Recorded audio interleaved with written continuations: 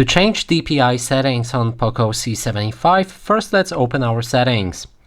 Then we can scroll down and look for additional settings, enter accessibility, and right here we have vision options. Then on the bottom there's a display, and we can change our display size between the extra small, small, or large. There's nothing in between, and that is all of the options for your display size. Alternatively, we can also change the text size or the font size, and you should be able to do it right here in the display settings if you go back to your normal settings. So we can enter it like this, and then look for the font. Then there's a font settings, and when we enter it, we can switch between different sizes for our text, and we can also make the text bolder or less bolder like this.